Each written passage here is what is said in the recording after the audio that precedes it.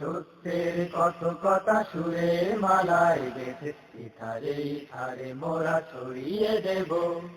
সত্যের কথা সুরে মালায় গেছে ইথারে ইথারে মোরা ছড়িয়ে দেব। প্রবাহের সাথীরা নিয়েছি শপথ আজ, প্রবাহের সাথীরা নিয়েছি শপথ আজ, কুশল মরুতে তাজা ফুল ফোটাবো। সত্যের কথা সুরে মালায় গেছে ইথারে ইথারে মোরা ছড়িয়ে দেব। আগ্রহে বসে আছি, অপেক্ষমান ছিলাম আমাদের কাঙ্ক্ষিত মুফাসসির, বিশিষ্ট ইসলামী চিন্তাবিদ, প্রখ্যাত আলেম দ্বীন, সুদূর ঢাকা থেকে আগত হযরতুল আল্লাম জনাব মাওলানা কারি আব্দুল্লাহ আল মামুন সাহেব এক্ষুনি ওনার গুরুত্বপূর্ণ তাফসীর করবেন। অতএব আমার যে সকল ভাইরা এবং এলাকার আমার যে সকল মুসলমান ভাইরা এখনো বিক্ষিপ্তভাবে ঘোরাফেরা করছেন, সকলকে আমি মাহফিল প্যান্ডেলে আসার জন্য বিনীতভাবে অনুরোধ করছি। আসসালামু আলাইকুম ওয়া রাহমাতুল্লাহি তাআলা ওয়া বারাকাতুহু। আচ্ছা, দুইটা বক্স কি আরেকটু এদিকে স্টেজের দিকে করা যায় কি আরেকটু?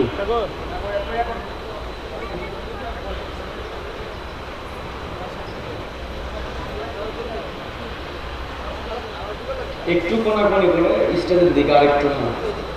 জি জি একটু। إن الحمد لله الذي خلق الإنسان وكرم بأشراف المخلوقات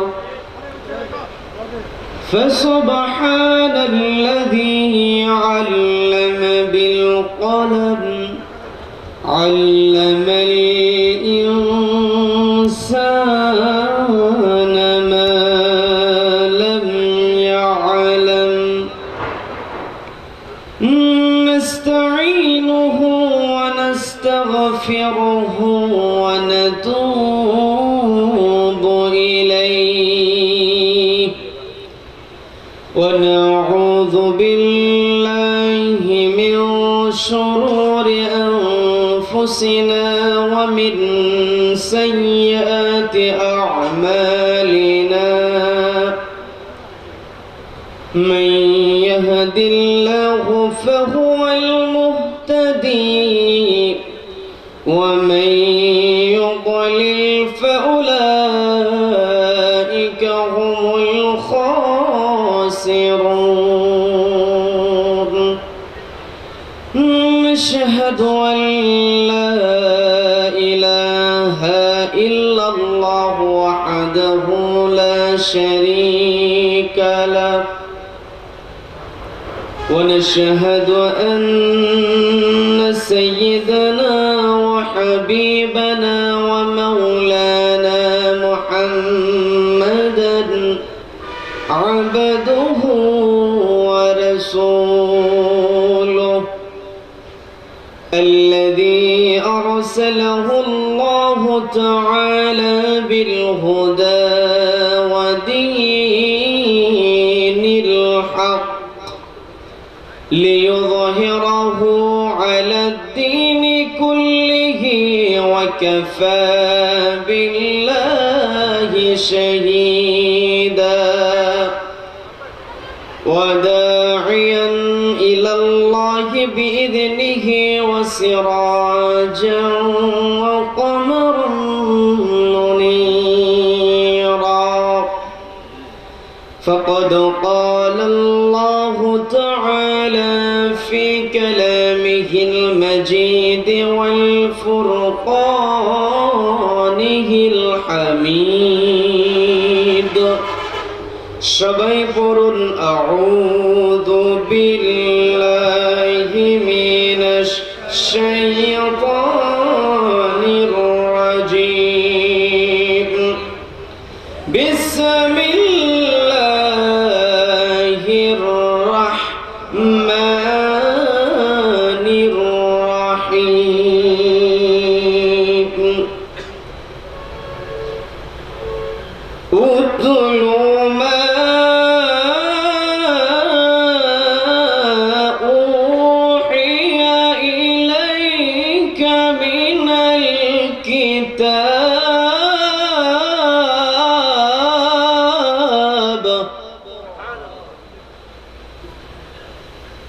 اتل ما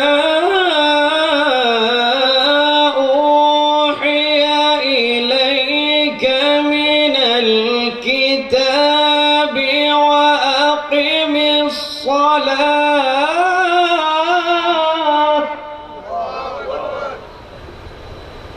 إن الصلاة تنهى عن الفحشاء والمنكر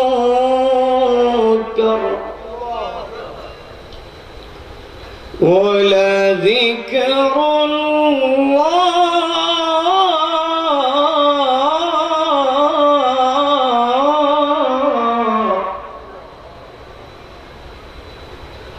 ولذكر الله أكبر والله يعلم ما تصنعون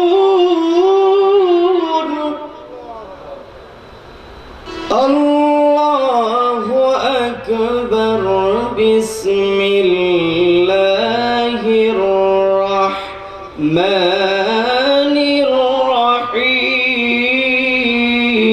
الرحيم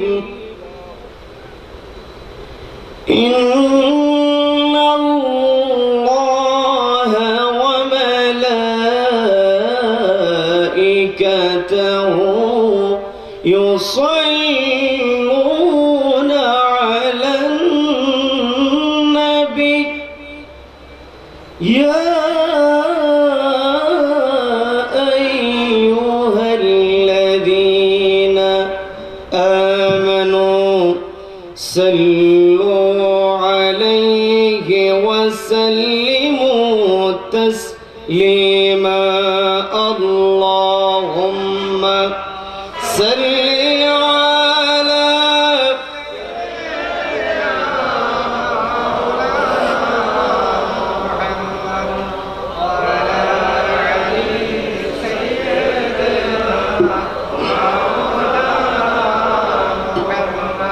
সকলের অন্তরে বিশ্বনবীর প্রতি দরদ মোহাব্বত ভালোবাসা আছে না নাই?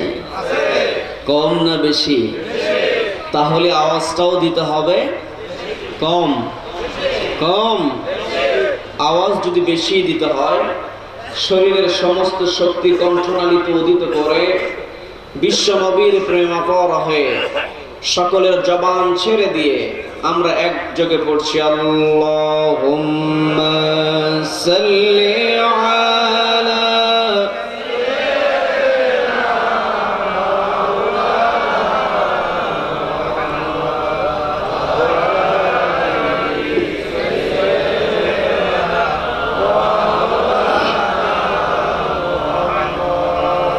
যে মানুষ মানুষের বেদনায়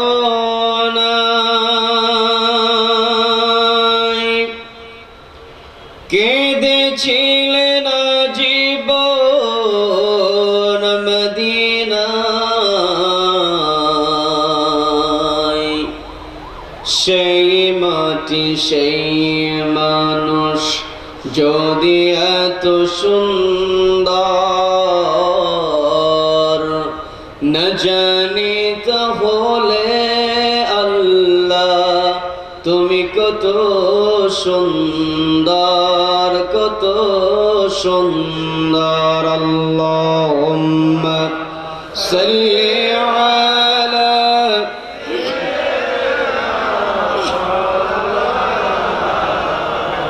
ওয়া আলা আলি সাইয়্যিদিনা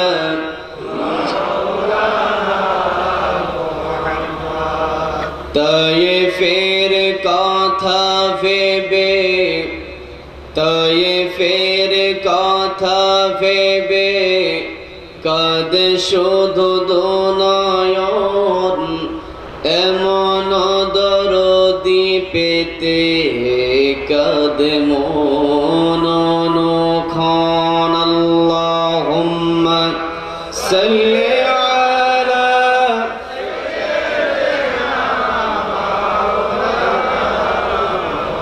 ওয়া আলা আলি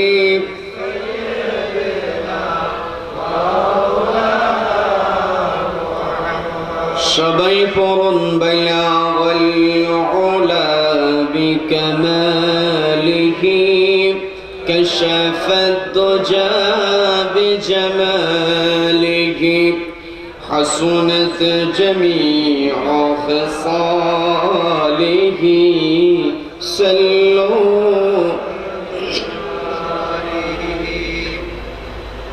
দেশের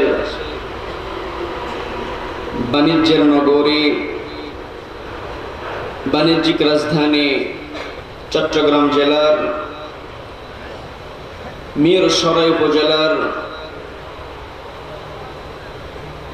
বড় তাকিয়া হাজী তাজুল ইসলাম ফকিরপাড়া যুব সমাজের উদ্যোগে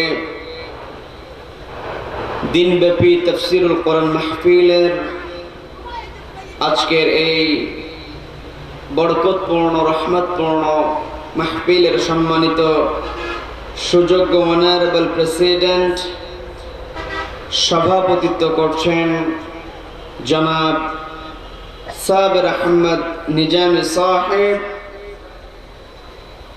আমার পূর্বে গুরুত্বপূর্ণ আলোচনা রেখেছেন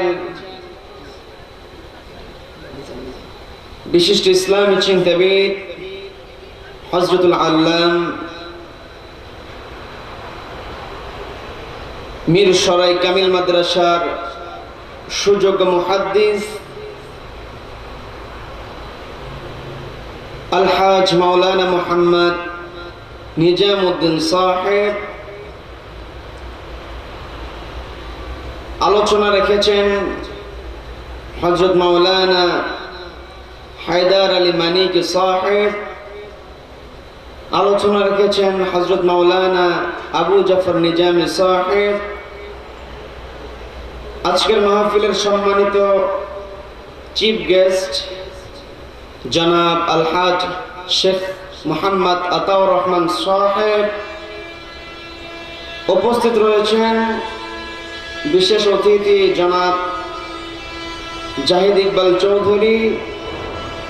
উপস্থিত আছেন আলহাজ মাহফুজুল হক জুনু মেম্বার সাহেব সহ আমন্ত্রিত মেহমান বৃন্দ, বিশেষ অতিথি বৃন্দ। উপস্থিত হয়েছেন হযরত উলামায়ে কেরাম, তলাবায়ে ইলম। আলোচনার সূচনায় আমি সবার আগে যাদেরকে ধন্যবাদ জ্ঞাপন করব, হাজী তাজুল ইসলাম ফকিরপাড়া যুব সমাজের সম্মানিত সদস্যবৃন্দ সহ আমার সামনে বসে আছেন অত্র এলাকার পার্শ্ববর্তী এলাকা থেকে আগত কোরআন প্রেমিক, নবী প্রেমিক, তাওহীদ জনতা। পর্দার অন্তরাল থেকে শুনছেন আমার অত্যন্ত শ্রদ্ধেয় মা এবং বোনেরা। আলোচনার সূচনায় আমি আপনাদেরকে অভিনন্দন জানাই, মোবারকবাদ জ্ঞাপন করছি। আল্লাহ রাব্বুল আলামিনের শেখানো ভাষায় বলছি, আসসালামু আলাইকুম ওয়া রাহমাতুল্লাহি তাআলা ওয়া বারাকাতুহু। সম্মানিত উপস্থিতি, আলোচনার সূচনায় আমি জানতে চাচ্ছি আপনারা সকলে কেমন আছেন? আমাদেরকে ভালো রেখেছেন কে? আমাদেরকে ভালো রাখার ক্ষমতা একমাত্র কার হাতে?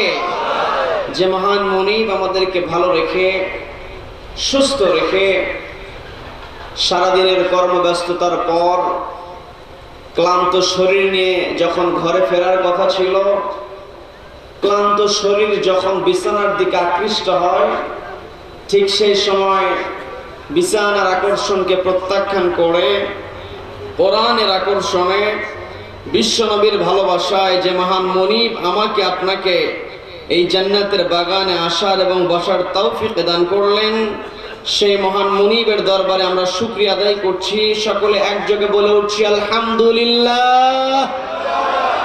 আবারও বলছি আলহামদুলিল্লাহ। সুবহানাল্লাহি আল্লাহু আকবার।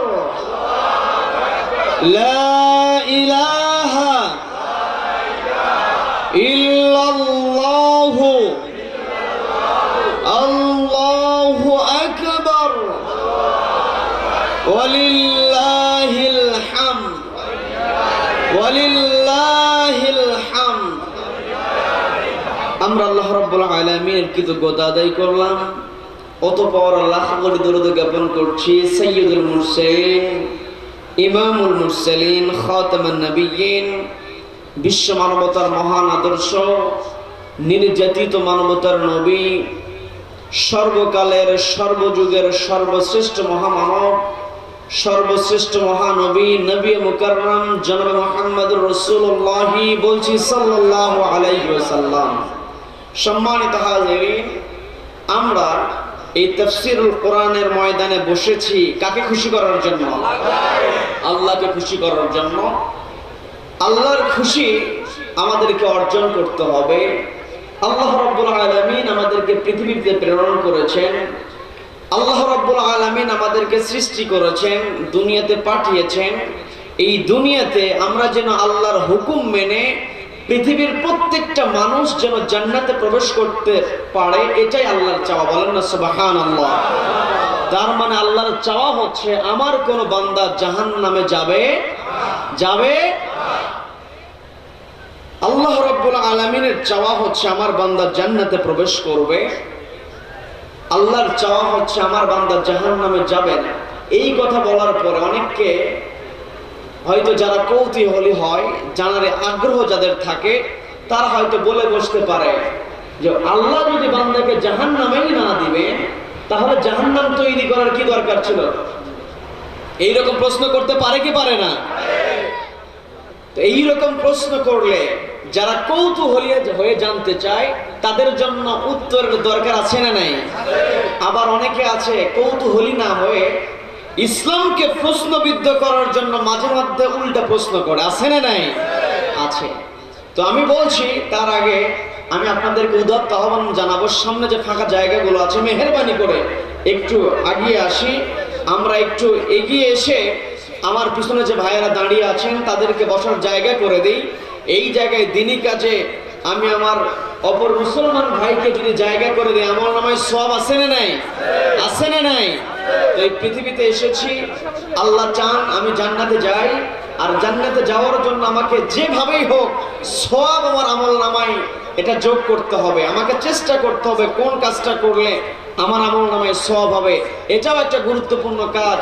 আপনি জায়গা ছেড়ে দিলেন, আপনার অপর ভাইকে বসার সুযোগ করে দিলেন, এটার জন্য আল্লাহ আমল নামায় সওয়াব দিবেন, যা আমাদের জন্য জান্নাতে যাওয়া সহজ হয়ে যাবে। বলি আলহামদুলিল্লাহ, বলি আলহামদুলিল্লাহ।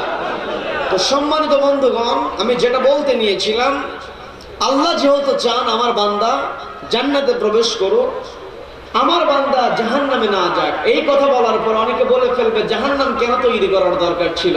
যদি জান্নাতি আল্লাহ চান তাহলে জাহান্নাম তৈরি করার কোনো দরকার ছিল? এমন প্রশ্ন করবে, কিন্তু তাদেরকে উত্তর আমাদেরকে দিতে হবে। এই উত্তরটা দিয়ে আমি শুরু করছি। সেটা হচ্ছে, আমরা যখন কোনো বাচ্চা স্কুলে ভর্তি করে দেই, শিশুকে স্কুলে ভর্তি করিয়ে দেই, হয়তো ক্লাস 5-6 উঠেছে, ক্লাস 8 পড়ছে, 9 উঠে গেছে। অনেক সময় দেখবেন ক্লাস 6-7 কিছু দুষ্ট ছেলে পেলে থাকে, অনেক দুষ্টামি করে। দুষ্টামি করতে করতে শিক্ষককে অতিষ্ঠ করে ফেলে। শিক্ষক পড়ানোর যে একটা মনোযোগ থাকে, শিক্ষকের মনোযোগটা নষ্ট করে ফেলে। আবার শিক্ষক বুঝাচ্ছে, নিজে তো বোঝেই না, তার পাশের বন্ধুকে কলম দিয়ে গুতায়। আছে না নাই? দুষ্টামি করছে। দুষ্টামি করতে করতে এমনও হয়েছে শিক্ষক বিরক্ত হয়ে ওই ছাত্রকে ক্লাস থেকে বের করে দিয়েছে।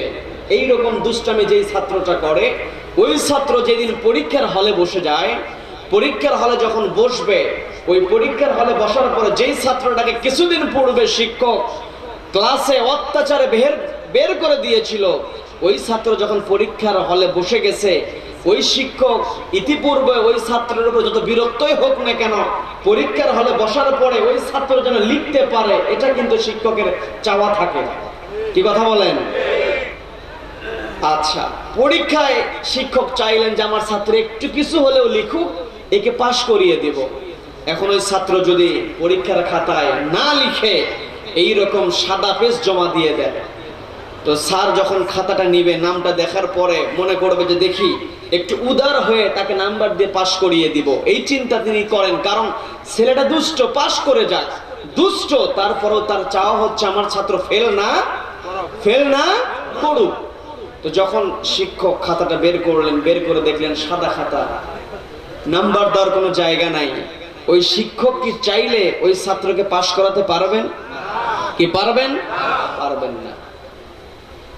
ঠিক তেমনি আল্লাহ রাব্বুল আলামিন পৃথিবীতে বান্দা ভালো কাজ করলে তার জন্য জান্নাত, খারাপ কাজ করলে জাহান্নাম। শিক্ষক ভালো লিখলে পাস, লিখতে না পারলে ফেল। অটোমেটিক ওয়েতে যখন সে পাস না করতে পারছে, অটোমেটিক ওয়েতে সে নিজের দোষের কারণে ফেল করছে। কথা বলেন ঠিক কিনা?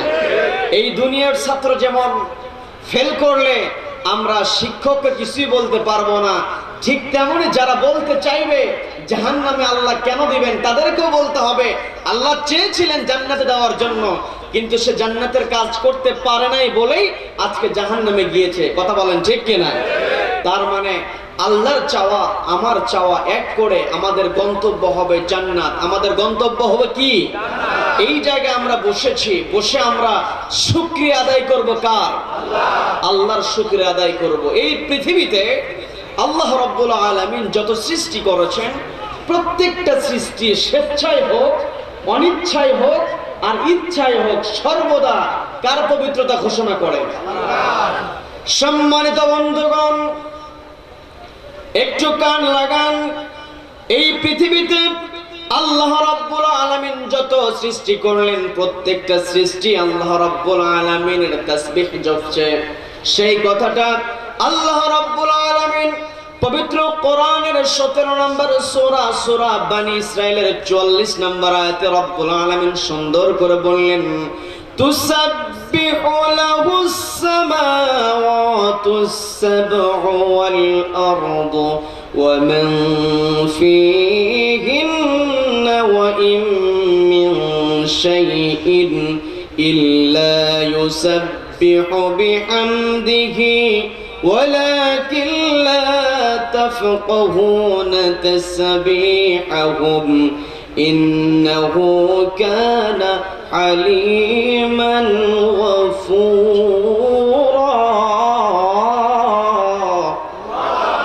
الله رب العالمين বললেন তুসাব্বিহু লাহুস সামাওয়াতুস সাবউ। আল্লাহ রাব্বুল আলামিন যে 7টা আসমান তৈরি করেছেন, 7টা আসমান তৈরি করেছেন, এই 7টা আসমান আল্লাহর শুকরিয়া আদায় করছে, আল্লাহর মহিমা জ্ঞাপন করছে, আল্লাহর পবিত্রতার ঘোষণা দিচ্ছে। শুধুমাত্র 7টা আসমান নয়, আল্লাহ বললেন ওয়াল্লাহু আরদু, এবং আল্লাহ রাব্বুল আলামিন যে জমিনটা তৈরি করলেন, সেই জমিনটা কার পবিত্রতা ঘোষণা করছে? আল্লাহর পবিত্রতা ঘোষণা করছে। শুধুমাত্র 7টা আসমান আর জমিন নয়, ওয়া মান ফীহিন্না, এই 7টা আসমান এবং জমিনের মধ্যে যত সৃষ্টি আছে, প্রত্যেকটা সৃষ্টি আল্লাহ রাব্বুল আলামিনের পবিত্রতা এবং মহিমা ঘোষণা করছে। এই পৃথিবীতে এমন কোন সৃষ্টি নাই, এমন কোন মাখলুক নাই যে মাখলুকটা আল্লাহ রাব্বুল আলামিনের মহিমা জ্ঞাপন করছে না। সেটার জন্য রাব্বুল আলামিন বললেন, ওয়া ইন মিন শাইইন ইল্লা ইউসাব্বিহু বিহামদিহি ওয়ালাকিন লা তাফকাহুনা তাসবিহাহুম। তার মানে আল্লাহ রাব্বুল আলামিন বললেন এমন কোন সৃষ্টি নাই যে সৃষ্টিটা আল্লাহর পবিত্রতা ঘোষণা করে না, কিন্তু তোমরা হয়তো বুঝতে পারো না, ওয়ালাকিন লা তাফকাহুনা তাসবিহাহুম, তোমরা হয়তো সেই সৃষ্টিগুলোর তাসবিহ বুঝতে পারো না, বোঝার চেষ্টা করো না। আমরা যে বুঝি না, আমাদের চিন্তা শক্তি যখন আমরা ওপেন করে দিব, আমাদের জন্য বোঝাটা সহজ করে দিবেন কে? সম্মানিত বন্ধুগণ, একটা এক্সাম্পল দিলেই বুঝতে পারবেন। এই পৃথিবীতে প্রত্যেকটা সৃষ্টি যে আল্লাহর মহিমা জ্ঞাপন করছে, এটা আপনি খেয়াল করবেন। আমরা যখন জমিনে চলাফেরা করি, আমরা যখন পরিবেশের দিকে তাকাই, পরিবেশের মধ্যে অনেক সৃষ্টি লক্ষ্য করি। বিশেষ করে আমাদের চোখের সামনে সব সময় চতুষ্পদ জন্তুগুলো পড়ে যায়। আমাদের চোখের সামনে চতুষ্পদ জন্তুগুলো যখন হেঁটে যায়, অর্থাৎ আপনি যখন একটা ছাগলের দিকে তাকাবেন, একটা গরুর দিকে তাকাবেন, তাকানোর পরে হয়তো আপনি সহজে বুঝতে পারবেন না সে আল্লাহর পবিত্রতা ঘোষণা করছে। কিন্তু বন্ধুগণ আমার, একটু মনোযোগ দিবেন। আপনি যখন একটা ছাগলের দিকে তাকাবেন, একটা মহিষের দিকে, একটা গরুর দিকে, ভেড়া বলেন, দুম্বা বলেন, উট বলেন, যে সামান্য মুরগির দিকেও যদি আপনি খেয়াল করেন, একটা বিষয় আপনি খেয়াল করতে পারবেন। ওই ছাগলটা যখন জমিনে চলবে, ওই চতুষ্পদ জন্তু যখন জমিনে চলাফেরা করবে, তখন খেয়াল করে দেখবেন তার চেহারাটা জমিনের দিকে ফেরানো থাকে, মাথাটা জমিনের দিকে নিচু হয়ে থাকে। কথা বলেন ঠিক কিনা? ইতিপূর্বে আপনি লক্ষ্য করেছেন কিনা আমি জানি না। আজকে আমি এই কথা বলার পরে আপনি একটা ছাগলের দৃশ্য চোখের সামনে নিয়ে আসেন, আপনার চিন্তা শক্তিটা আপনি ওপেন করে দেন, আপনি একটু চিন্তা করেন, দেখবেন একটা গরু যখন জমিনে হাঁটে, হাঁটার সময় তার চেহারাটা জমিনের দিকে ফেরানো থাকে। মানে আল্লাহ রাব্বুল আলামিন ওই চতুষ্পদ জন্তুকে এমন করে তৈরি করলেন, অটোমেটিক ওয়েতে সর্বদা সে আল্লাহ রাব্বুল আলামিনের মহিমা ঘোষণা করতে থাকে। সুবহানাল্লাহ। এই যে চতুষ্পদ জন্তু সর্বদা অটোমেটিক ওয়েতে আল্লাহ রাব্বুল আলামিনের পবিত্রতা ঘোষণা করছে। আর আল্লাহ রাব্বুল আলামিন চতুষ্পদ জন্তুর চাইতে মানুষকে একটু আলাদা করে তৈরি করলেন। আল্লাহ রাব্বুল আলামিন মানুষকে আলাদা করে তৈরি করেছেন। মানুষকে আল্লাহ রাব্বুল আলামিন তিনটা গুরুত্বপূর্ণ শক্তি দিয়েছেন। কয়টা শক্তি বলেন? তিনটা শক্তি দিয়েছেন। এক নাম্বার শক্তি, আল্লাহ রাব্বুল আলামিন বললেন, ওয়াজআলা লাকুমুস সামা, আমি তোমাদেরকে শ্রবণ শক্তি দিলাম। ওয়াজআলা লাকুমুস সামআ ওয়াল আবসারা, তোমাদেরকে আমি দৃষ্টি শক্তি দিলাম। তার মানে আল্লাহ আমাকে শ্রবণ শক্তি দিয়েছেন, আল্লাহ আমাকে দৃষ্টি শক্তি দিয়েছেন। বন্ধুগণ, আপনি বলতে পারেন, হুজুর এই মাত্র তো আপনি গরু ছাগলের উদাহরণ দিলেন, ওই গরু ছাগলের কান আর চোখ আছে না নাই? কান আর চোখ আছে, কিন্তু তিন নম্বরে রব্বুল আলামিন একটা গুরুত্বপূর্ণ অঙ্গের, গুরুত্বপূর্ণ একটা শক্তির কথা বললেন, ওয়াল আফইদা। তার মানে ওই গরু ছাগলের শ্রবণ শক্তি, দৃষ্টি শক্তি থাকতে পারে, কিন্তু আফইদা একমাত্র আল্লাহ রাব্বুল আলামিন মানুষকে দান করেছেন। বলেন না সুবহানাল্লাহ। আফইদাটা হচ্ছে বুঝ শক্তি। আল্লাহ রাব্বুল আলামিন অন্যান্য প্রাণীকে বুঝ শক্তি দেন নাই, অন্যান্য প্রাণীকে চিন্তা করার শক্তি দেন নাই। একমাত্র মানুষকে আল্লাহ রাব্বুল আলামিন আফইদা দান করেছে, অর্থাৎ বিবেক দান করেছেন। আর আল্লাহ রাব্বুল আলামিন যে বিবেক দান করেছেন, কেন বিবেক দান করেছেন রব্বুল আলামিন সুন্দর করে বলছেন, ওয়াজআলা লাকুমুস সামআ ওয়াল আবসারা ওয়াল আফইদাতা লাআল্লাকুম তাশকুরুন।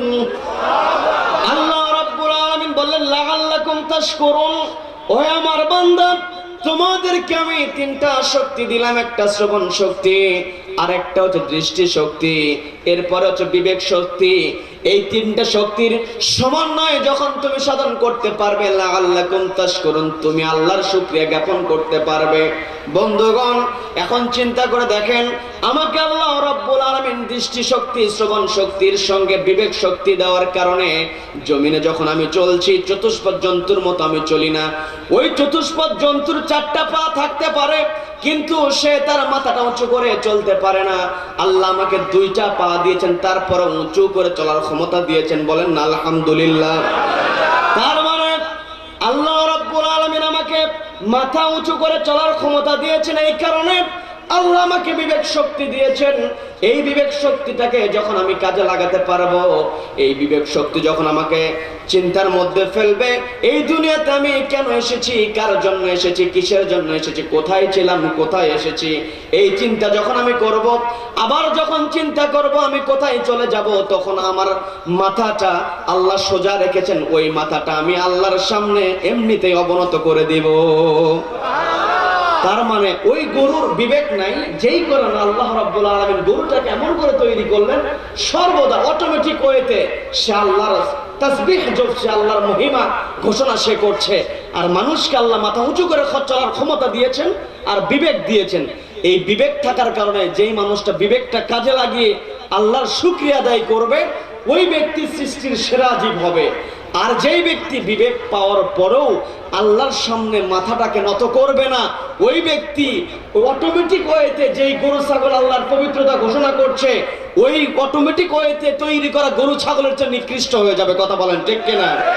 তার মানে আমার বিবেক আছে, এই বিবেকটা আমি কাজে লাগাবো, বিবেকটা কাজে লাগিয়েই আমি আল্লাহকে সন্তুষ্ট করব। বন্ধুগণ, আমরা যদি বিবেকবান না হতাম, আমরা এখানে যারা সবাই উপস্থিত হয়েছি, আমাদের অবশ্যই বিবেকটা জাগ্রত আছে। কারণ এই জায়গায় যে কোরআনের কথা হবে, আমরা যখন কোরআনের কথা শুনবো, আমাদের ঈমানটা বৃদ্ধি করে দিবেন কে? আল্লাহ। এই যে বুঝ শক্তিটা আসলো, বুঝ শক্তির জন্য আমরা এই তাফসীরের ময়দানে বসেছি। এই তাফসীরের ময়দানে আমরা যখন বসলাম, তখনই আল্লাহর আমরা কৃতজ্ঞতা আদায় করলাম। কথা বলেন। অতএব আমাদের বিবেকটাকে কাজে লাগাতে হবে। এই তাফসীর মাহফিলে যে আমরা বসেছি, কার খুশির জন্য? জীবনের প্রত্যেকটা ক্ষেত্রে কার খুশি চাই আমরা? নামাজ পড়বো কার জন্য? রোজা রাখবো কার জন্য? হজ করবো কার জন্য? যাকাত দিব কার জন্য? চাঁদাবাজি করবো কার জন্য? চাঁদাবাজি করা যাবে? তা চাঁদাবাজি করলে আল্লাহ বেজার হয়ে যাবেন। ওই দিকে খুশি হওয়ার জন্য একজন আছে, সে কে? সে কে? এই পৃথিবীতে কোন মানুষ যদি বিবেক থাকার পরও আল্লাহকে খুশি না করে শয়তানকে খুশি করে, ওই ব্যক্তি গরু ছাগলের চাইতেও নিকৃষ্ট, বালহুম আদল। কথা বলেন ঠিক কিনা? সুতরাং এই জায়গায় আমরা বসেছি, আমরা এই জায়গায় আল্লাহর সন্তুষ্টি অর্জন করব। হয়তো খুশিতে আপনি একটু তালে বলে ফেলেছেন যে চাঁদাবাজিও করবো আল্লাহর জন্য, কিন্তু আপনার মনের মধ্যে ছিল যে আল্লাহর খুশির কোনো কাজ আমি বলেছি। কথা বলেন। অতএব আল্লাহ বাহিরেরটা দেখেন না, আল্লাহ দেখেন কোথাকারটা? ভিতরেরটা, অন্তরেরটা আল্লাহ দেখেন। আমি একটু মনোযোগটা জাস্টিফাই করার জন্য আপনাদেরকে জিজ্ঞাসা করলাম, মাঝে মাঝে এভাবে একটু উল্টা প্রশ্ন করব, দেখবো যে কারা মনোযোগী আর কারা অমনোযোগী। কি কথা বলেন? আল্লাহ আমাদের সকলকে মনোযোগী হয়ে কথাগুলো শুনে আমাদের ঈমানটাকে বৃদ্ধি করার তৌফিক দান করেন, বলেন আমিন। তো সম্মানিত বন্ধুগণ, আমরা তো হয়তো তালেই বলে ফেলেছিলাম যে চাঁদাবাজি করব কার জন্য? চাঁদাবাজি করা হয়, চাঁদাবাজি করলে কে খুশি হয়? সবাই বলতে হবে কে খুশি হয়। এখন আমরা শয়তানকে খুশি করতে চাই না, আল্লাহকে খুশি করতে চাই। আবার শয়তানকে খুশি করে চাঁদাবাজি করার লোক আছে না নাই? আছে না নাই? যদি মনে করতাম যে না, আমাদের চাঁদাবাজি আমাদের মধ্যে নাই, তখন বুঝতাম না যে আমরা সবাই বিবেকবান। কিন্তু আপনি আজকে একটা স্টেশন থেকে একটা সিএনজিওয়ালা একটা স্ট্যান্ড পাড়ি দিয়ে আর একটা স্ট্যান্ডে চলে যাবে, আর একটা স্ট্যান্ডের মধ্যে যদি গাড়িটা শুধু এমনিতেই ঘুরাতে যায়, সে যাত্রী নেয় নাই, দেখবেন একটু পার হতে পারে না, তো জ্যাম হয়েছে, পার হয়ে চলে গিয়েছে, অন্য একটা এরিয়ার মধ্যে চলে গেছে, দেখবেন সঙ্গে সঙ্গে ওই এরিয়াতে স্লিপ নিয়ে কিছু চাঁদাবাজ দাঁড়িয়ে থাকে, সঙ্গে সঙ্গে সিএনজিওয়ালার সামনে দাঁড়িয়ে চাঁদা আদায় করে। আছে না নাই? আছে না নাই? একটা চার্জার চালিত, চার্জার দিয়ে চলে ইজি বাইক গুলো আছে, আপনাদের ওটাকে কি বলে? টমটম না অটো? অটো। তো যেটাই বলে, অটো বলুক আর সিএনজি বলুক, সিএনজি তো আলাদা, যেগুলো গ্যাসের মাধ্যমে চলে, চার্জার বাহিত যানবাহন যেটাই বলুক না কেন, এই যে আমার ভাইয়েরা সিএনজিওয়ালা, যে সমস্ত ভাইয়েরা সিএনজি চালিত গাড়ি চালান, এনারা প্রত্যেক বছর কিন্তু একটা অ্যামাউন্ট রোড অ্যান্ড ট্রান্সমিটকে দিতে হয়। কি দিতে হয় কি হয় না? দেওয়ার পরও মোড়ে মোড়ে চাঁদাবাজি আছে না নাই?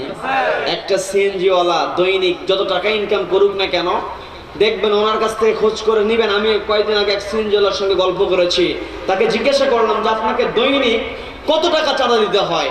কয় হুজুর যদি দিতে নাও চাই দৈনিক আমাকে অবশ্যই 80 টাকা দিতে হয়, কোন দিন আমাকে 150 টাকা দিতে হয়। বলেন নাউযুবিল্লাহ, বলেন নাউযুবিল্লাহ। তার মানে এই যে চাঁদাবাজি করে খাচ্ছে, এর বিবেক আছে? তার মানে বিবেক থাকার পরও সে কাজে লাগায় নাই, যার কারণে এই একটা কুকুরের চাইতে নিকৃষ্ট। কথা বলেন ঠিক কিনা? যারা চাঁদাবাজি করে খাবে এদের চাইতে কুকুর 1000 গুণে ভালো। কথা বলেন ঠিক কিনা? বন্ধুগণ, আজকে যদি সমাজের ভিতরে এই কোরআন থাকতো, কেউ চাঁদাবাজি করতে পারতো? কেউ চাঁদাবাজি করতে পারতো? আবার আমরা যখন এই কোরআনের বিধানের কথা বলবো, কোরআনের আলোকে চাঁদাবাজি বন্ধ করতে চাইবো, কিছু লোকজনকে দেখবেন আমাদের বিরুদ্ধে কথা বলছে। কি কথা বলেন? আবার আলেমদের বিরুদ্ধে কথা বললে ওই ব্যক্তিকে আল্লাহ নিজ দায়িত্ব অপমানিত করেন। বিশ্বনবীকে আবু জেহেল কত কষ্ট দিয়েছে, আল্লাহ এমন সিস্টেম করে দিয়েছেন কিয়ামত পর্যন্ত এই পৃথিবীতে যারাই হজের কাহিনী শুনবে তারাই জানবে আবু জেহেলের বাড়িটা হচ্ছে আজকে বিশ্ব পায়খানা। কথা বলেন ঠিক কিনা? তার মানে যারাই বিশ্বনবীকে অপমান করার চেষ্টা করেছিল, যারাই পূর্ববর্তী নবী রাসূল আলাইহিস সালামদেরকে অপমানিত করার চেষ্টা করেছে, তাদেরকে নেক্কারজনকভাবে দুনিয়া থেকে বিদায় করেছেন কে? ফেরাউন কম অত্যাচার করে নাই। মুসা আলাইহিস সালামকে থামিয়ে দেওয়ার জন্য কত ষড়যন্ত্র করলো। জন্মগ্রহণ করছে পুত্র সন্তান, ওই মুসা আলাইহিস সালামের ভয়ে ঔরসজাত সন্তান চলে এসে মা প্রসব বেদনা সহ্য করে সন্তান জন্ম দিয়েছে।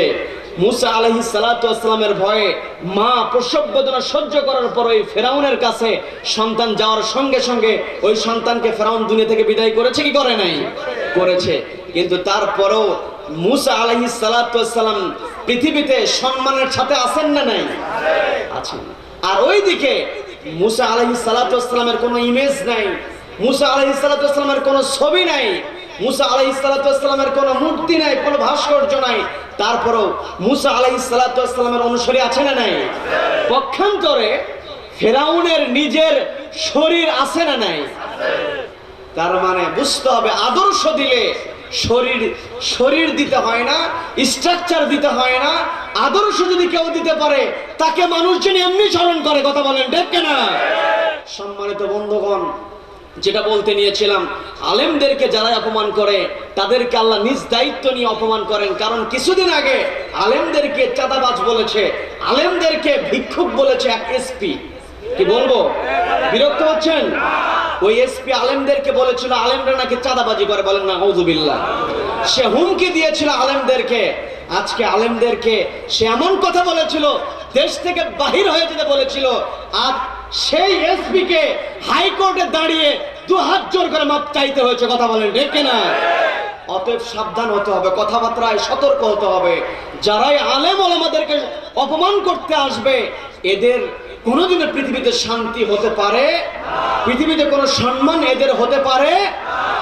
আবার বলবেন অনেকে আমাদের ভুল ধরার জন্য ব্যস্ত হয়ে পড়েন, কয় হুজুর মঞ্চে এসে রাজনীতি করছে। আচ্ছা, আমি যদি এই নির্সরায় এসে যদি রাজনীতি করি, এই জায়গায় কি মেম্বার ইলেকশন আমি দাঁড়াতে পারবো? আমি তো এই জায়গার ভোটারই না, আমার পক্ষে কি এখানে দাঁড়ানো সম্ভব? সুতরাং এখানে আমি এসেছি কার কথা বলার জন্য? আল্লাহর কথা বলার জন্য। তো আল্লাহর কথা যখন আলেম ওলামা বলবে, এই বিধান আল্লাহ রাব্বুল আলামিনের বিধান যখন বলতে যাবে, এই বিধানটা পৃথিবীতে যদি আল্লাহর বিধানের বিপরীতে অন্য কোনো বিধান থাকে, ওই বিধানকে অবশ্যই একটু আঘাত লাগবে। কি কথা বলেন? অতএব ওইদিকে খেয়াল করা যাবে না। এখানে আমরা আল্লাহর কথা বলবো।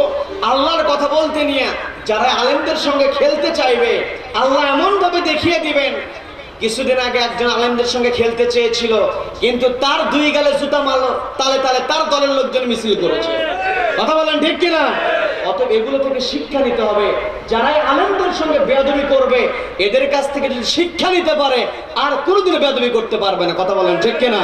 তো বন্ধুগণ, আমরা এখানে বসেছি, প্রশংসা করব কার? আল্লাহর প্রশংসা করব। মুমিন বান্দা যখন হবে, একজন যখন আল্লাহর প্রতি বিশ্বাস স্থাপন করবে, তার ভিতরে যদি বিবেককে জাগ্রত করতে পারে, এই পৃথিবীতে প্রত্যেকটা সৃষ্টি অটোমেটিক ওয়েতে আল্লাহ রাব্বুল আলামিনের কৃতজ্ঞতা আদায় করছে। কিন্তু মানুষ হচ্ছে একমাত্র প্রাণী যাকে আল্লাহ রাব্বুল আলামিন বিবেক দিলেন। এই বিবেকটা যখন তার মধ্যে জাগ্রত হয়ে যাবে, ওই ব্যক্তি যখন আল্লাহ রাব্বুল আলামিনকে ভয় পাবে, আল্লাহকে ভয় পাওয়ার সঙ্গে সঙ্গে দেখবেন যখন সে মসজিদের মিনার থেকে আজান শুনবে, আজান যখন তার কানে ভেসে আসবে, তার বিবেকটা যদি জাগ্রত থাকে, তার ঈমানটা যদি পাকাপোক্ত থাকে, সে দুনিয়ার কোনো কাজে যাবে না। আজান শোনার সঙ্গে সঙ্গে সে দুনিয়ার সমস্ত কাজ ফেলে দিয়ে নামাজে দাঁড়িয়ে যাবে।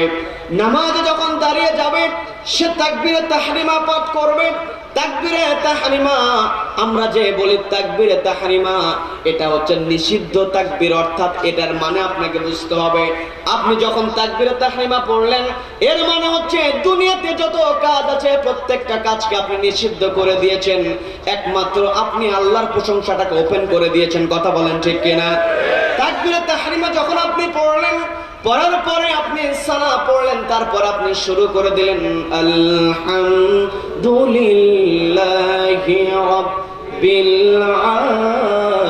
আলামিন আর রহমানির রহিম মালিকি ইয়াউমিদ্দিন ইয়্যাকা না'বুদু ওয়া ইয়্যাকা নাস্তাঈন اهدنا الصراط المستقيم صراط الذين أنعمت عليهم غير المغضوب عليهم ولا الضالين।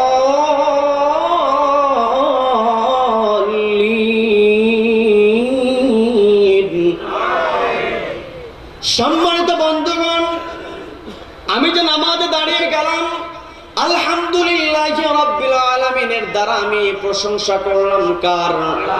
নামাজের মধ্যে আমি বললাম আলহামদুলিল্লাহ। নামাজ যখন শেষ হয়ে যাবে, নামাজ যখন আমি সমাপ্ত করব, নামাজ শেষ করে যখন আমি বের হয়ে আসব, তখন আমার আলহামদুলিল্লাহ বন্ধ হয়ে যাবে না, তখনও চালু থাকবে, তখনও কিন্তু চালু থাকবে। কিন্তু আমরা এই আলহামদুলিল্লাহটা নামাজের মধ্যে সীমাবদ্ধ করে দিয়েছি।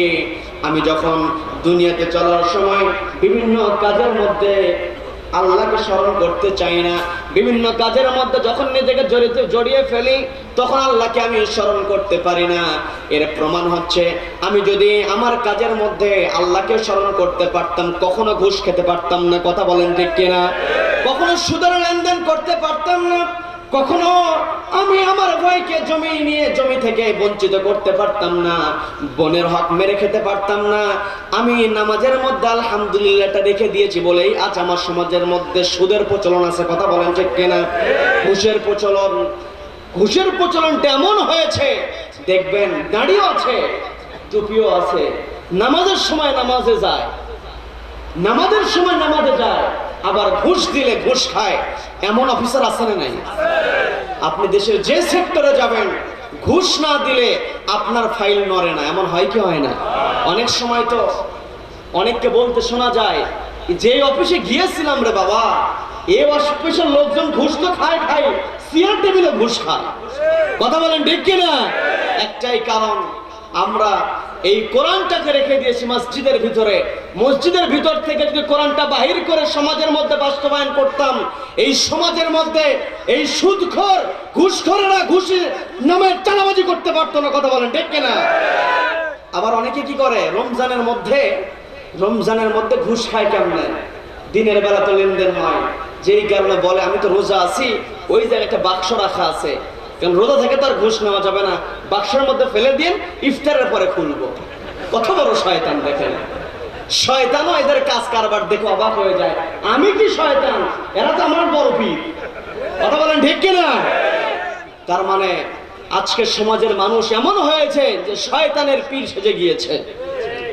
এই যে সমাজের ভিতরে যখন আপনি আলহামদুলিল্লাহ নিয়ে আসতে যাবেন, সমাজের মধ্যে যখন আপনি আল্লাহর বিধানের কথা বলবেন, আমি আমার আলোচনার সূচনায় তেলাওয়াত করেছি, আল্লাহ রাব্বুল আলামিন বিশ্বনবীকে ইন্ডিকেট করে বললেন, ওগো নবী, উতলু মা উতিয়া ইলাইকা মিনাল কিতাব, আপনার প্রতি আমি যে কিতাবটা অবতীর্ণ করেছি এই কিতাব থেকে আপনি তেলাওয়াত করুন। এই কিতাব থেকে যখন তেলাওয়াত করা হবে তখন আপনি মসজিদে তেলাওয়াত করেছেন, শুধু মসজিদে রাখতে পারবেন না, মসজিদ থেকে বাইরে নিয়ে আসবেন। আর মসজিদ থেকে বাইরে যখন নিয়ে আসবেন তখন আপনি কোরআনকে ভালোবাসেন তাই আপনি সাপোর্ট দিবেন। আর যে ব্যক্তি কোরআনকে ভালোবাসে না, অর্থাৎ যে হয়ে গেছে চতুষ্পদ জন্তুর চাইতে নিকৃষ্ট, আমি যে একটু আগে বলেছিলাম, ও চাইবে কোরআনটাকে কিভাবে শুধু মসজিদের মধ্যেই রাখা যায়। কথা বলেন ঠিক কিনা? এই জন্য অনেককে বলতে শোনা যায়, অনেক বুদ্ধিজীবী আছে বলে কোরআন তো থাকবে মসজিদের মধ্যে, মাদ্রাসার মধ্যে, এই কোরআন বাহিরে কেন আসবে? বলেন নাউযুবিল্লাহ। যেই ব্যক্তি কোরআনটাকে শুধু মসজিদে রাখতে চায় সেই ব্যক্তিকে কি কখনো বুদ্ধিজীবী বলা যাবে? সে হচ্ছে বুদ্ধি প্রতিবন্ধী। কথা বলেন ঠিক কিনা? যখন আপনি মসজিদে প্রশংসা করলেন, আলহামদুলিল্লাহ পড়লেন, সমাজের মধ্যে চলতে গিয়ে যখন আপনি আল্লাহর হুকুম অনুযায়ী আল্লাহর প্রতি সন্তুষ্ট হয়ে আলহামদুলিল্লাহ বলছেন, সুবহানাল্লাহ বলছেন, ইনশাআল্লাহ বলছেন, মুরব্বীদেরকে দেখলে সালাম দিচ্ছেন, এই দৃশ্য দেখে কিছু লোকজন চিন্তা করে, হাই রে, এগুলো তো ইসলামী কালচার, এগুলো তো যুব সমাজ শুরু করে দিয়েছে, এই যুব সমাজ তো আল্লাহর শুকরিয়া আদায় করছে, আল্লাহর তাসবিহ জপছে, সুতরাং এই যুব সমাজ যদি এই তাসবিহ আর আল্লাহর জিকির করতেই থাকে তাহলে কোরআন বাস্তবায়ন হয়ে যাবে, আমরা আর বুদ্ধি বিক্রি করতে পারবো না। এই চিন্তা করে কিছু বুদ্ধিজীবী খুঁজে পাবেন, তারা কি করে? তারা যখন কেউ আলহামদুলিল্লাহ পড়ে, টাকনুর উপরে কাপড় পরে, সুবহানাল্লাহ পড়ে, ইনশাআল্লাহ পড়ে, এর মধ্যে জঙ্গিবাদ আর মৌলবাদ খোঁজে। কথা বলেন ঠিক কিনা? এই যে বুদ্ধি প্রতিবন্ধীগুলো বুদ্ধি ব্যবহার করতে চায় ইসলামের বিরুদ্ধে, এই বুদ্ধি প্রতিবন্ধীগুলো আজকে নতুন নয়। বিশ্বনবী 40টা বছর কাফেরদের মধ্যে ছিলেন। বিশ্বনবী তার চরিত্রটাকে এমন ভাবে উপস্থাপন করেছিলেন, ওই কাফেররা বিশ্বনবীর প্রতি এত সন্তুষ্ট হয়েছিল, ওই সময়ের কাফেররা নিজের দলের লোকজনের কাছে, নিজের গোত্রের লোকজনের কাছে, নিজের বংশের লোকজনের কাছে আমানত রাখতে দ্বিধাবোধ করত, আর বিশ্বনবীর কাছে নির্দ্বিধায় দিনার দিরহাম রেখে দিত। কথা বলেন ঠিক কিনা? বিশ্বনবী খেয়ানত করতেন না, যার কারণে বিশ্বনবীকে তারা আল আমিন আস-সাদিক উপাধি দিয়েছিল। যেই নবীকে তারা আল আমিন আস-সাদিক উপাধি দিল, ওই নবী যখন সমাজের ভিতরে মানুষজনকে ডেকে বললেন, ইয়া আইয়ুহান নাস কুলু লা ইলাহা ইল্লাল্লাহ তুফলিহুন, এই কথা যখন বিশ্বনবী বললেন, সঙ্গে সঙ্গে বিশ্বনবীকে বলা হলো পাগল, জাদুঘর। কথা বলেন ঠিক কিনা? ঠিক তেমনি আজও যারা বিশ্বনবীর আদর্শের কথা বলবে, বিশ্বনবীর সংস্কৃতিকে যারা আঁকড়ে ধরবে, অর্থাৎ সুবহানাল্লাহ আলহামদুলিল্লাহ পড়বে, কোরআনের বিধান বাস্তবায়নের জন্য চেষ্টা করবে, তাদেরকেও ট্যাগ লাগিয়ে দেওয়া হচ্ছে মৌলবাদ আর জঙ্গিবাদ। বন্ধুগণ, এরা আবার এদের সংখ্যা কিন্তু এরা এই বুদ্ধিজীবীগুলো এরা নির্দিষ্ট কোনো দলের নয়, কিন্তু যখন যে দল আসে সেই দলের ঘাড়ের উপরে পা রেখে ইসলামের বিরোধিতা করতে চায়। কথা বলেন ঠিক কিনা? সম্মানিত বন্ধুগণ, এরা কি করে, কখন কাকে কি কথা বললে খুশি করা যাবে, যেই কারণে বর্তমান সময়ে যখন কোনো বুদ্ধিজীবী, অর্থাৎ আমি তো এদেরকে বলি বুদ্ধি প্রতিবন্ধী, এদেরকে আপনারা সহজেই চিনতে পারবেন, এদেরকে চেনা সহজ। আপনি খেয়াল করে দেখবেন অধিকাংশ বুদ্ধিজীবী মাথার একটা চুল নাই। কি কথা বলেন? অনেকে আবার ইয়ার কি করে বলে যে ওদের চুল নাই, বলেন সাদে মাল নেই। কি কথা বলেন? সাদে মাল থাকুক আর না থাকুক, দেখবেন ছোটের উপর দিয়ে হাইব্রিড জাতের মোষ ঠিকই আছে। ওই হাইব্রিড দাসের মোষে তা দেয় আর ইসলামের বিরোধিতা করে। কথা বলেন ঠিক কিনা? কিন্তু বিরোধিতা করে কোনো লাভ নেই। ফেরাউনের দিকে তাকাও, নমরুদের দিকে তাকাও, তোমাদের মতো বুদ্ধিজীবী তাদের হাজার হাজার ছিল, তারপরেও ইতিহাসের আস্থা করে ওই নমরুদ নিপতিত হয়েছে। কথা বলেন ঠিক কিনা? অতএব বুদ্ধি তুমি ইসলামের বিরুদ্ধে কাজে লাগাবা, দুনিয়াও তোমার ব্যর্থ, আখিরাতেও ব্যর্থ করে দিবেন কে? এই বুদ্ধিজীবীগুলো কি করবে? এই মৌলবাদ গালি দিয়ে সঙ্গে সঙ্গে স্ট্যান্ডিংটা ঠিক রাখার জন্য, তাদের চেয়ারটাকে ঠিক রাখার জন্য বলে ফেলে এই সমস্ত মোল্লারা সুবহানাল্লাহ আলহামদুলিল্লাহ ইনশাআল্লাহর প্রচলন করছে, এগুলো স্বাধীনতা বিরোধী। কি বলে কি বলে না? কিন্তু আসলে স্বাধীনতার পক্ষে যাওয়া উদ্দেশ্য তাদের নয়, কারণ তাদের উদ্দেশ্য হচ্ছে স্বাধীনতার পক্ষে গিয়ে কেমনে আলেম ওলামাদেরকে বিতর্কিত করা যায়। এর প্রমাণ হচ্ছে, আমি ভেঙে দিলে বুঝতে পারবেন, সেটা হচ্ছে তারা বলে আমরা স্বাধীনতার সপক্ষের শক্তি, কিন্তু আমার কাছে মনে হয় স্বাধীনতার বিন্দু পরিমাণ জ্ঞান এদের মধ্যে নাই। এদের মধ্যে যদি স্বাধীনতার ইতিহাস সম্পর্কে বিন্দু পরিমাণ জানা থাকতো, তারা বঙ্গবন্ধুর ভাষণ 7ই মার্চের ভাষণটাকে ফলো করত।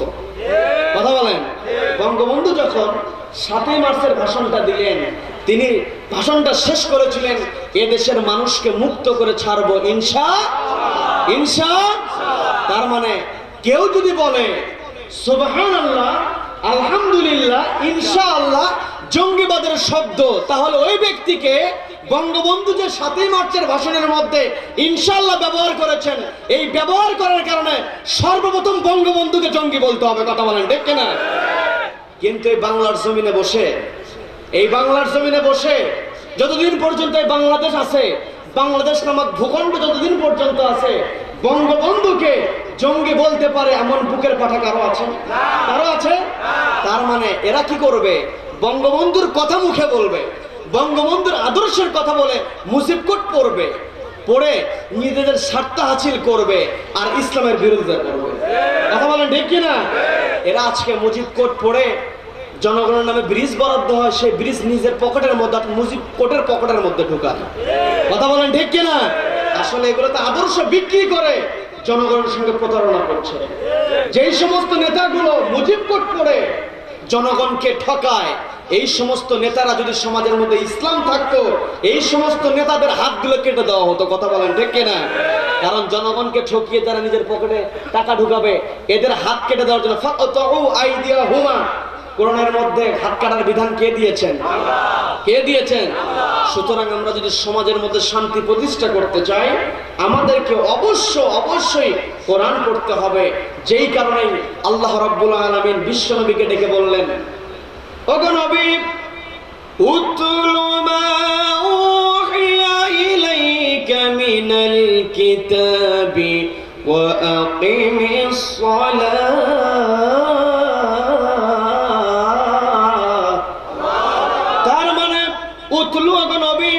আপনি পাঠ করুন। এই জায়গায় আল্লাহ রাব্বুল আলামিন আমরের সিগা ব্যবহার করেছেন, উতলু শব্দ ব্যবহার করেছেন। যারা ইংরেজি গ্রামার ভালো জানেন তারা বলতে পারবেন কোন অর্ডার করার জন্য ইম্পারেটিভ সেন্টেন্স ব্যবহার করতে হয়। যারা বাংলা ব্যাকরণ পড়েন তাদেরকে দৃষ্টি আকর্ষণ করে বলছি, বাংলাতে যখন আপনি অর্ডার করেন আদেশসূচক বাক্য ব্যবহার করতে হয়। কথা বলেন ঠিক কিনা? আবার যারা আরবি ব্যাকরণ ভালো জানেন, আরবি গ্রামার কাওয়ায়েদ যারা ভালো জানেন, তারা ভালো বলতে পারবেন যখন কাউকে আপনি অর্ডার করবেন আপনাকে আমরের সিগা ব্যবহার করতে হবে। এই জায়গায় আল্লাহ রাব্বুল আলামিন আমরের সিগা ব্যবহার করলেন।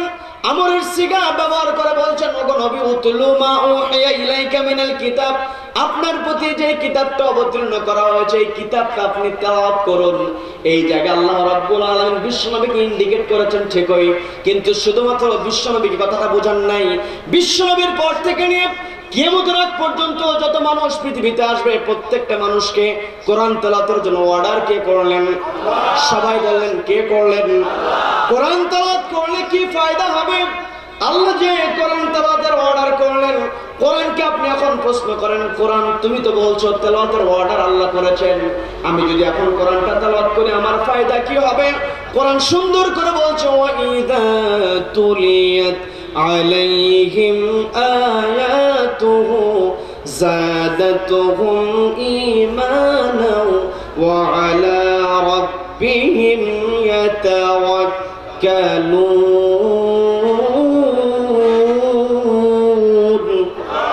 তার মানে ওয়াইদা তুলিয়াত আলাইহিম, যখন তাদের সামনে তেলাওয়াত করা হবে আয়াতুহু আল্লাহর কোরআনের আয়াত, যাদাতুহুম ঈমানা, ঈমানটাকে বৃদ্ধি করে দেবেন। কে বৃদ্ধি করে দেবেন? আল্লাহ ঈমানটা বৃদ্ধি করে দেবেন। আর ঈমান যখন বান্দার বৃদ্ধি পেয়ে যাবে, ওয়া আলা রাব্বিহিম ইয়াতাওয়াক্কালুন, প্রত্যেকটা কাজে সে আল্লাহর প্রতি আস্থা রাখবে।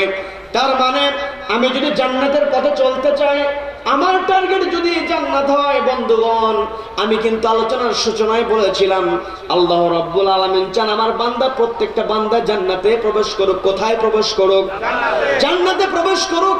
এটা আল্লাহ কেন চেয়েছেন? কারণ আল্লাহ চান আমার প্রত্যেকটা বান্দা সফল হয়ে যাক, আমার প্রত্যেকটা বান্দা সফলতা অর্জন করে জান্নাতে প্রবেশ করুক। অর্থাৎ প্রত্যেকটা ব্যক্তি সফল হবে, এর মানে সফলতার মাপকাঠি হবে কোরআন অনুযায়ী আপনাকে শিখতে হবে। কোন ব্যক্তিরা সফল, কোন ব্যক্তিটা ব্যর্থ, এটা আমাকে শিক্ষা দিবে কে বলে? কে দিবে? কোরআন দেবে। অর্থাৎ কোরআন দেওয়া মানে কে দেওয়া? সবাই বলেন কে দেওয়া? আল্লাহ আমাকে সফল ব্যক্তির পরিচয় তুলে ধরেছেন। আমরা কোরআনের সফলতার দিকে তাকাতে চাই না, কোরআনের দেওয়া সফল ব্যক্তির দিকে তাকাতে চাই না।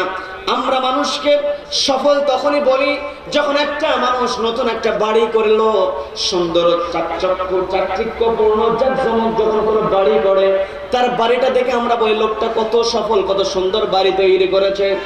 আপনার চোখের সামনে কোন মানুষ যদি সুন্দর একটা গাড়ি কিনে নিয়ে আসে, ওই গাড়ি দেখে আপনি বলছেন লোকটা কত সফল, কত সুন্দর দামি গাড়ি কিনেছে। এরকম করি কি করি না? শহরের মধ্যে কেউ যদি ভালো পজিশনের জায়গা কিনে ফেলে, শহরের মধ্যে কেউ যদি একটা ফ্ল্যাট কিনে ফেলে, লোকটাকে আমরা সফল বলি। কোন ব্যক্তির অ্যাকাউন্টে যদি লক্ষ কোটি টাকা থাকে, আমরা সেই লোকটাকে সফল বলি। কিন্তু ভাইরা আমার, বন্ধুগণ, এটা কখনো সফলতার পরিচয় হতে পারে না। দুনিয়ার গাড়ি বাড়ি, অর্থকরী সম্পত্তি কখনো সফলতার পরিচয় হতে পারে না। কারণ সফল ব্যক্তির পরিচয় রব্বুল আলামিন পবিত্র কোরআনের 3 নম্বর সূরা সূরাতুল ইমরানের 185 নম্বর আয়াতে সুন্দর করে বলছেন।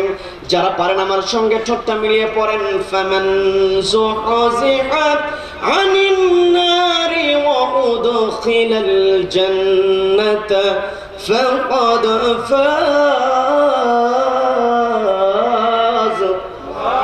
তার মানে আল্লাহ রাব্বুল আলামিন বলেন ফামান যুহযিহা আনিন নার, যেই ব্যক্তি নিজেকে জাহান্নামের আগুন থেকে বাঁচাতে পারবে, ওয়া উদখিলাল জান্নাত, এবং জান্নাতে প্রবেশ করতে পারবে, সেই ব্যক্তি হচ্ছে সফল। তার মানে সফল ব্যক্তিকে হচ্ছে ফাকাদ ফাজ হবে তখনই যখন যুহযিহা আনিন নার, নিজেকে জাহান্নামের আগুন থেকে বাঁচাতে পারবে, ওয়া উদখিলাল জান্নাত, এবং জান্নাতে প্রবেশ করতে পারবে। তার মানে এখানে আমরা যারা বসে আছি, কথা শুনছি, দাঁড়িয়ে আছি, যেভাবেই শুনছি, সবাই আমরা কি আল্লাহর জান্নাতে যেতে চাই কি চাই না? আল্লাহর জান্নাতে যেতে চাইলে আমাকে কোরআন তেলাওয়াত করতে হবে। এই কোরআন তেলাওয়াতটা আপনি কেমনে করবেন? আপনি যদি সলিত কণ্ঠে শুধুমাত্র কোরআন তেলাওয়াত করেন, আপনি যদি মসজিদের মধ্যে বসে জিকির আজকার করেন, শুধুমাত্র একাকী নামাজ পড়লেন, রোজা করলেন, হজ করলেন, যাকাত দিলেন, সাদাকা করলেন, মানুষকে দান করলেন, কোরআন তেলাওয়াত করলেন, সলিত কণ্ঠে জিকির করলেন, লা ইলাহা ইল্লাল্লাহ, লা ইলাহা ইল্লাল্লাহ জিকির করতে থাকলেন, আপনার এই আমল দেখে কেউ আপনাকে কিছুই বলবে না, বরং আপনার কাছে গ্লাসের মধ্যে পানি নিয়ে এসে পানি পড়া চাইবে, বলবে পানিতে একটা ফু দিয়ে দেন। আর যখন আপনি যে আয়াতটা তেলাওয়াত করলেন, যেটা তেলাওয়াত করার কারণে আপনার প্রতি খুশি হয়ে আপনাকে ফুলের তোড়া দিয়ে দিল, সম্মানিত বন্ধুগণ, কারি সাহেব যখন সলিত কণ্ঠে কোরআন তেলাওয়াত করে, কারি সাহেবকে সম্মান দেওয়া হয় কি হয় না? কারি সাহেবকে দাওয়াত দিবেন। গাড়ি থেকে যখন কারি সাহেব নামবে, ওই কারি সাহেবের সুন্দর কণ্ঠের কারণে, সুন্দর তেলাওয়াতের কারণে কারি সাহেবকে আপনি ফুলের তোড়া দিয়ে দিলেন, সম্মাননা স্মারক দিয়ে দিলেন। এখন ওই কারি সাহেব কোরআনের যেটা তেলাওয়াত করে আপনাকে সন্তুষ্ট করেছে, ওই আয়াতের মধ্যে রব্বুল আলামিন যে বিধান দিয়েছেন, ওই বিধান যখন আপনি সমাজে বাস্তবায়ন করতে যাবেন, সবাই কিন্তু আপনাকে সম্মাননা স্মারক দেবে না। কথা বলেন ঠিক কিনা? তার মানে আপনি একাকী ইবাদত করেন, কোরআন তেলাওয়াত করেন, কোনো সমস্যা নাই, কিন্তু যখনই আপনি কোরআনটা বাস্তবায়ন করতে যাবেন, তখন আপনার বিরুদ্ধে বাধা শুরু হয়ে যাবে। কি কথা বলেন? আজকে কোরআন তেলাওয়াত করার কথা বললে তাদের অ্যালার্জি বেড়ে যায়। যে সমস্ত বুদ্ধিজীবীর কথা বলেছিলাম, টেলিভিশন টক শোতে বসে এরা বলে আলিফ বা তা শেখার কি দরকার, আলিফ বা তা শেখার দরকার নাই। ওই সমস্ত ব্যক্তিরা বলে আলিফ বা তা শেখে, বাংলা শেখে না। কেন ভিনদেশি ভাষা শিখবে? এরা বাংলা শিখবে, ছোট মানুষ কচি মনে এদের বাংলাকে জায়গা দিবে। কিন্তু ওই সমস্ত বুদ্ধিজীবীর সামনে যখন বাচ্চারা ABCD পড়ে, তখন কিন্তু বাহবা দেয়। কথা বলেন ঠিক কিনা? আলিফ বা তা শিখলে অ্যালার্জি বেড়ে যায়, ABCD পড়লে অ্যালার্জি বাড়ে না, এরা হচ্ছে টাটকা শয়তান। কথা বলেন ঠিক কিনা? এরা মূলত ওই বাংলা ভাষার দরদ দেখাতে আসে নাই, এরা মূলত স্বাধীনতার দরদ দেখাতে আসে নাই। এই বাংলা ভাষার দরদ দেখিয়ে স্বাধীনতার পক্ষের কথা বলে ইসলামকে ঠেকিয়ে দেওয়ার কথা এরা বলে। কথা বলেন ঠিক কিনা? এই সমস্ত কিছু হাতে গোনা কয়েকজন আছে, এই কয়েকজনকে নিয়ন্ত্রণ করার দরকার আছে না? নিয়ন্ত্রণ করতে হবে। বন্ধুগণ, যেটা বলতে নিয়েছিলাম, যখন আপনি তেলাওয়াত করতে যাবেন তখন আপনাকে বাধা দিবে। আপনি এই যে তেলাওয়াত করছেন, আজকে আমার সামনে কোরআনটা এসেছে, বিশ্বনবী এই কোরআনটা বাস্তবায়নের জন্য বিশ্বনবীকে কম কষ্ট করতে হয় নাই। বিশ্বনবী যখন মানুষজনকে ডেকে বললেন, ইয়া আইয়ুহান নাস, ওহে মানব জাতি, কুলু লা ইলাহা ইল্লাল্লাহ, তোমরা বলে ফেলো আল্লাহ ছাড়া কোনো ইলাহা নাই। আল্লাহ ছাড়া কি নাই? এই ইলাহা শব্দের ব্যাখ্যা যখন আপনি পড়বেন, তাফসীর যখন আপনি পড়তে যাবেন, সেখানে দেখবেন ইলাহা শব্দের ব্যাখ্যা হচ্ছে আল্লাহ ছাড়া কোনো বিধানদাতা নাই, আল্লাহ ছাড়া কোনো আইনদাতা নাই। কারণ এই পৃথিবী তৈরি করেছেন কে? আমাকে আপনাকে সৃষ্টি করলেন কে? সুতরাং তার বিধান ছাড়া অন্য কোনো বিধান মেনে নেওয়া যাবে? এই কথা যখন বলা হবে, এক শ্রেণীর লোক কথাটাকে থামিয়ে দেওয়ার চেষ্টা করবে, কিন্তু কখনো সফল হবে না। বন্ধুগণ, এই কোরআনটা বলতে নিয়েছিলাম সহজে পেয়েছি, আজকে আমার চোখের সামনে সহজে দেখছি, তেলাওয়াত করছি। এই তেলাওয়াত করা দৃশ্যটা আমরা সহজে দেখতে পাচ্ছি, কিন্তু সহজে পাওয়ার পরও বড় দুঃখের বিষয়, আমি যদি এই জায়গায় বলি যে ভাইরা কারা কারা কোরআন তেলাওয়াত করতে পারেন না, হাত উঠান। অনেক হাত উঠবে কি উঠবে না? উঠবে কি উঠবে না? আমি যদি জিজ্ঞাসা করি, হাত উঠবে। আবার অনেককে দেখা যাবে যে কোরআন পড়তে পারি না, এটার জন্য হাত তুলতে বলেছে। এখন যদি হাত তুলি, পাশের বন্ধু দেখে ফেলবে, প্রেস্টিজ থাকবে না। কি কথা বলেন? এখন আমি যদি আপনাদেরকে বলি যে হাত উঠান, প্রেস্টিজের কারণে হাত উঠালো না, একেতে পারে না, সেটার গুনাহ তো আছেই। আবার যখন হাত না উঠাবে, গুনাহ আছে না নাই? কিন্তু আমরা এখানে বসেছি গুনাহ কমাতে না গুনাহ বাড়াতে? গুনাহ কমাতে না বাড়াতে? কমাতে। তো এখন আমি যদি প্রশ্ন করি, অনেক ভাই হয়তো হাত তুলবেন না, ওই ব্যক্তি হাত না তোলার কারণে তার গুনাহ বাড়বে না কমবে? বাড়বে না কমবে? অথবা আমি চাই না যে আমি কাউকে হাত তুলতে বলবো, এর কারণে তার গুনাহটা বাড়ুক, কিন্তু আমার মানে অন্তর থেকে একটা দাবি, একটা চাওয়া, একটা অনুরোধ বলতে পারেন, যারা কোরআন তেলাওয়াত করতে পারেন না। বর্তমান তথ্য প্রযুক্তির যুগে আপনি হয়তো মনে করেছেন বয়স হয়ে গিয়েছে, এখন কিভাবে কোরআনটা শিখতে যাব? মসজিদের মুয়াজ্জিন আমার চেয়ে অল্প বয়সী, ইমাম সাহেব আমার চেয়ে অল্প বয়সী, তার কাছে কিভাবে যে গিয়ে শিখবো, আমার প্রেস্টিজে লেগে যায়। আপনি এই কথা বলতে পারবেন না, কারণ তথ্য প্রযুক্তির যুগে, এই ইন্টারনেটের যুগে, 21 শতাব্দীতে আপনি যদি এই কথা বলেন, আল্লাহ আপনাকে কখনো মাফ করবে না। কারণ আপনি ঘরে বসে ইউটিউবে ঢুকে, অনলাইনে ঢুকে ক্লাস করে কোরআন শেখা যায় কি যায় না? যায় কি যায় না? সুতরাং আপনাকে অবশ্যই কোরআন শিখতে হবে। বন্ধুগণ, এই কোরআনটা আমরা সহজে পেয়েছি, কিন্তু আমার সাহাবা ইকরাম, কিন্তু আমাদের সাহাবী, আল্লাহর নবীর যে সাহাবী, আমাদের যে যাদেরকে অনুসরণ করতে হবে, যে সমস্ত সাহাবীদের ঈমান দীপ্ত চেতনা দেখে আমরা আমাদের চেতনাকে বাড়াবো, ওই সমস্ত সাহাবীরা কিন্তু সহজে কোরআন তেলাওয়াত করতে পারেন নাই।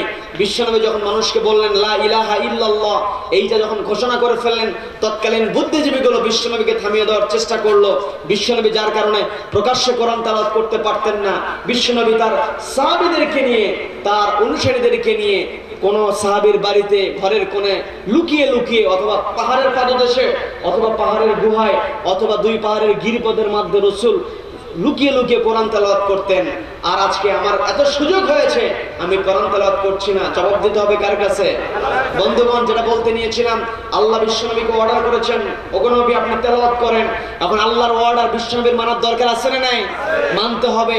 এই জন্য বিশ্বনবী সাহাবীদেরকে নিয়ে গোপনে গোপনে কোরআন তেলাওয়াত করেন, পাহাড়ের পাদদেশে, কোন সাহাবীর ঘরের কোনায়। এইরকম দৃশ্য দেখে কিছু সাহাবী, একটু একদিন কয়েকজন সাহাবী বিশ্বনবীর কাছ থেকে একটু দূরে তারা গল্প করছে, এই এত সুন্দর কোরআন তেলাওয়াত, এই কোরআনটা যদি কাবার চত্বর প্রকাশ্যে তেলাওয়াত করা হতো, অন্যান্য মানুষ শুনতো, অন্যান্য মানুষ কোরআনটা বুঝতো, আর আমাদের দিলটা ভরে যেত। বিশ্বনবী একটু দূরে থাকলে ওই সাহাবীদের মনের আকুতিটা বিশ্বনবীর কানে চলে আসলো। বিশ্বনবী সাহাবীদেরকে ডাক দিয়ে বললেন, ও আমার সাহাবীরা, তোমরা কি কথা বলছিলে? সাহাবাগণ জবাব দিলেন, ইয়া রাসূলুল্লাহ, ইয়া হাবিবাল্লাহ, আমি তো বলছিলাম, আমি আমার ওই বন্ধুকে বলছিলাম, আমার সাথীকে বলছিলাম, এত সুন্দর কালাম বিশ্বনবী তেলাওয়াত করে, এই কালামটা যদি কাবার চত্বরে তেলাওয়াত করা হতো আমার মনটা ভরে যেত। এই কথা বলার পরে বিশ্বনবী বললেন, ও আমার সাহাবী, তোমরা তো আমার মুখ থেকে কোরআন তেলাওয়াত শোনো, আমার মুখ থেকে কোরআন তেলাওয়াত শোনার পরে তোমাদের মধ্যে এমন আকুতি, আমার উপরে কোরআন নাজিল হয়, আমার উপরে কোরআনটা আল্লাহ রাব্বুল আলামিন ওহী করেন, তোমাদের মনের মধ্যে যে আকুলতা, তোমাদের মনের মধ্যে যে চাওয়া, আমার মনের মধ্যে সেই চাওয়া, যেই দিন কাবার চত্বরে কোরআন তেলাওয়াত করা হবে সেই দিন আমি সবচাইতে বেশি খুশি হয়ে যাব। বলেন না সুবহানাল্লাহ। সবচাইতে বেশি খুশি হয়ে যাব। কিন্তু আমি এই মুহূর্তে তোমাদের মধ্য থেকে কাউকে কাবার চত্বরে কোরআন তেলাওয়াত করতে দিতে পারছি না, কারণ আমি যদি তোমাদের মধ্য থেকে কাউকে কাবার চত্বরে কোরআন তেলাওয়াতের অনুমতি দিয়ে দেই, তোমরা তেলাওয়াত করবা, আর তোমাদের উপর ওই মক্কার লিডার গুলো অর্থাৎ কাফের মুশরিক গুলো তোমাদের উপর ঝাঁপিয়ে পড়বে, কারণ তোমাদের মধ্যে অধিকাংশ হচ্ছে গরিব মানুষ, তোমরা গরিব মানুষ, তোমাদের বিচার সহজে তারা করতে পারবে। এই জন্য আমি অপেক্ষা করছি এমন একজন ব্যক্তি, ধনবান অথবা প্রভাব প্রতিপত্তিওয়ালা কোন ব্যক্তি কাবার চত্বরে কোরআন তেলাওয়াত করুক। এই জন্য আমি প্রভাব প্রতিপত্তিওয়ালা এক ব্যক্তিকে, আমি ব্যক্তির জন্য আমি অপেক্ষা করছি। এই ব্যক্তি যেদিন কোরআন তেলাওয়াত করবে তোমাদেরকে বলতে হবে না, আমি নবী নিজেই তাকে কোরআন তেলাওয়াতের জন্য অর্ডার দিয়ে দিব। এই কথা বলার পরে বিশ্বনবীর একজন সাহাবী ছিলেন হযরত আব্দুল্লাহ ইবনে মাসউদ, বয়স তখন তার ছিল কম বয়সী। আমিও শুনেছি আজকে যারা তাফসীর মাহফিলের ব্যবস্থা করেছে অধিকাংশ হচ্ছে কম বয়সী। এই সমস্ত কম বয়সী যুবকদেরকে আল্লাহ রাব্বুল আলামিন আব্দুল্লাহ ইবনে মাসউদের সঙ্গে কবুল করে নিন। বলেন আমিন, বলেন আমিন। এই যে যুব সমাজ এখানে ইচ্ছা করলে গান বাজনার আয়োজন করতে পারতো কি পারতো না? বরং গান বাজনার আয়োজন করা সহজ। কি কথা বলেন, কি কথা বলেন? কারণ গান বাজনার আয়োজন করলে ধনাঢ্য ব্যক্তিদের টাকা দিতে কোনো বাধা আসে না। বলে অমুক শিল্পীকে যদি নিয়ে আসো, ওই শিল্পীর সম্পূর্ণ টাকা আমি ব্যয় করব। এইরকম শিল্পপতি আছে না?